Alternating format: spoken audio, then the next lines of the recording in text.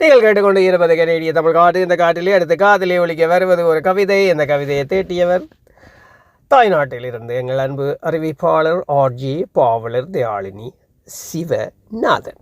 அந்த சகோதரிக்கு நன்றிகளை சொல்லிக்கொண்டு நான் கவிக்குள் செல்கின்றேன். கவிதை கிழவிக்கு அலங்காரம். சில சில காட்டு சீண்டும் வேளையில் கமகம மலர் வாசம் கலந்தே வந்திடும்.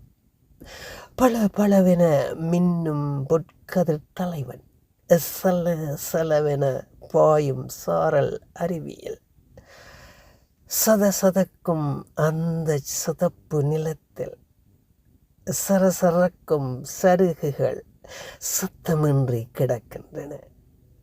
துரு துரு பார்வையோடு துள்ளி வந்த மான்குட்டி படபடக்கும் நெஞ்சோடு பக்கம் சுற்றி பார்த்து மட மடவென ஆற்று நீரை மனமாற பருகியது.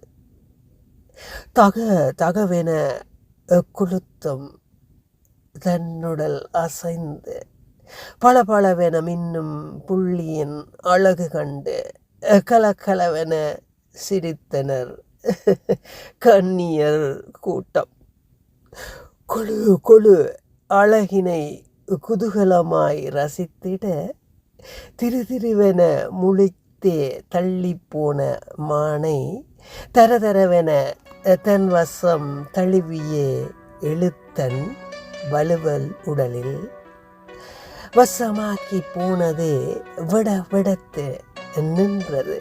வெகுளி போன பெண்மானம் தடதடவென அவ்விடம் தாண்டியே ஓடியது. சொல்ல வார்த்தைகள் இல்லை. அற்புதம் கவிஞர் தயாளினி சிவநாதன் பாவலர். இது ஆர்ஜே ஆறுமுகன். நீங்கள் கேட்டுக்கொண்டு இருப்பது கனேடிய தமிழ் காற்று. மனம் சந்திப்போம்.